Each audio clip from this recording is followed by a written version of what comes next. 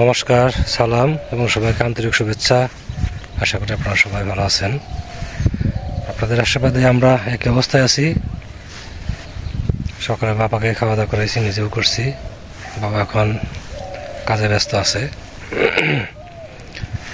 আমি নিজেও কাজে এখন ব্যস্ত হয়ে পড়বো, কারণ কাজের মধ্যে ডুবে থাকলে অনেক কিছু ভুলে থাকা যায়।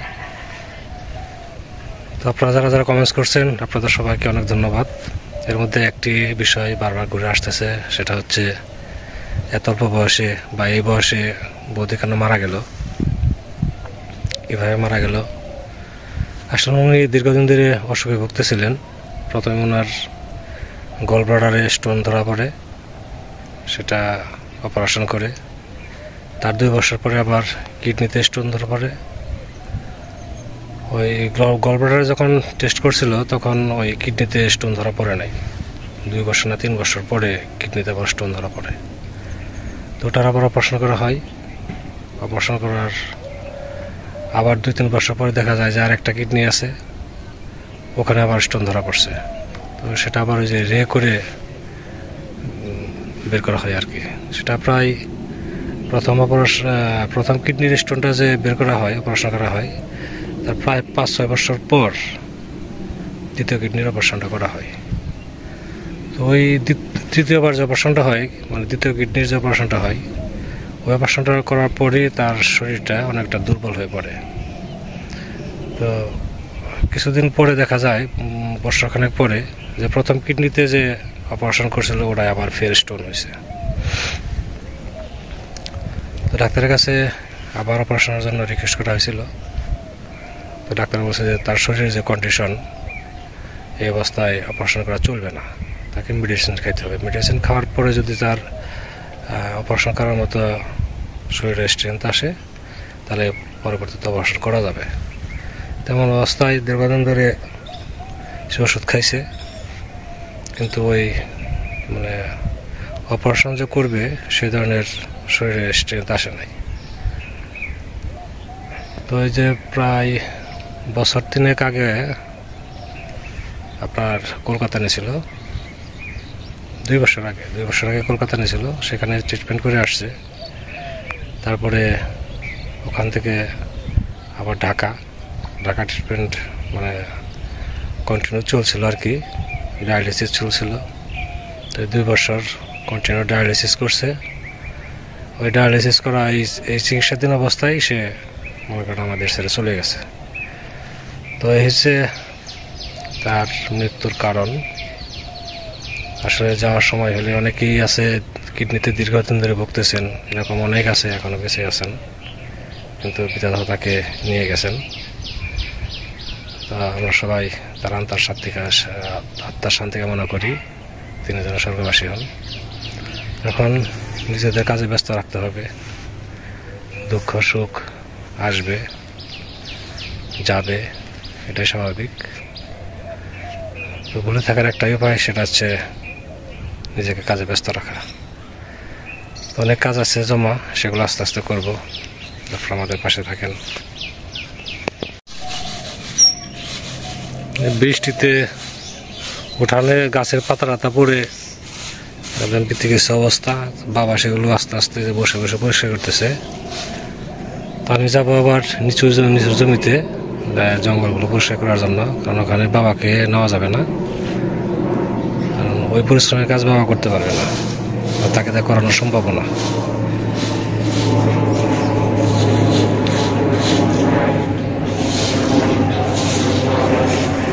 লাউ গাছ জাংলা উঠে গেছে, হয়তো কিছুদিনের মধ্যে লাউ ধরতে পারে।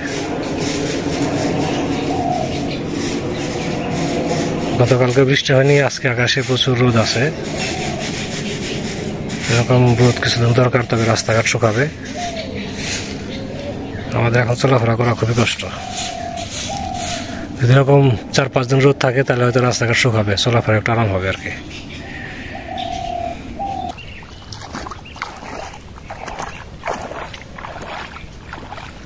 আজকে প্রায় 2 ঘন্টা কাজ করছি, অনেকখানি জায়গা পরিষ্কার হয়েছে।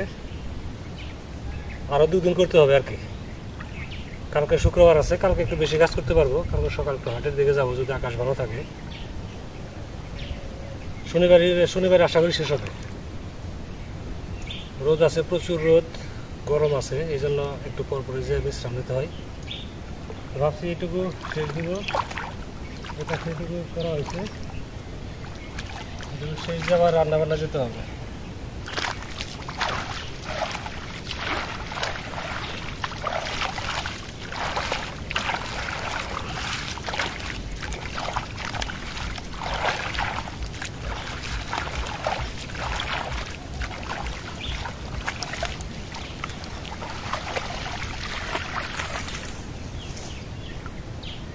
যদি দুর্ঘটনা না ঘটতো তাহলে তো 2 দিন আগেই খেত শেষ করতে পারতাম।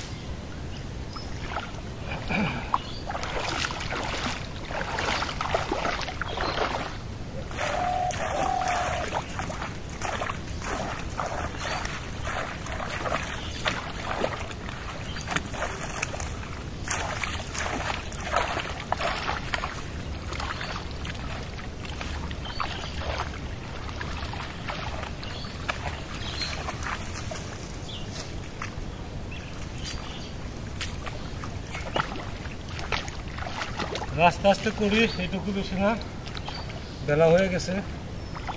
আজকের মতো যদি আগামীকালও করতে পারি কাজ, তাহলে আশা করি শনিবারে শেষ হবে।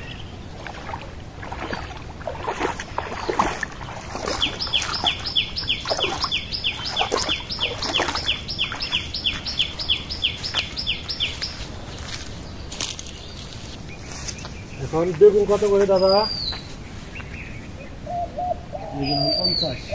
50 কমছে একটু না? রান্নার সময় হয়ে গেছে, রান্না বসাবো। সব ধরনের সবজি আজকে রান্না করবো। থাক, আর লাগবে না, আরো সবজি আছে তো, ধুন্দুল আছে, তারপরে আছে ঝিঙ্গা আছে, তারপরে আলু, কিছু দেবো, পুঁই শাক দেবো কিছু, সব মিলিয়ে অল্প অল্প।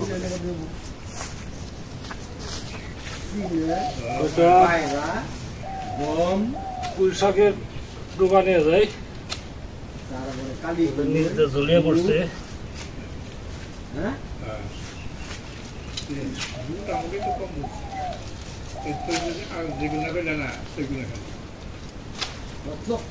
খালি মনে করেন খালি খেসারিগুলো খেসারিগুলো দিয়ে মনে করেন কত কত খেত আছে না, গমের উপর সুন্দর হয়েছে, পায়রাও খুব সুন্দর হয়েছে।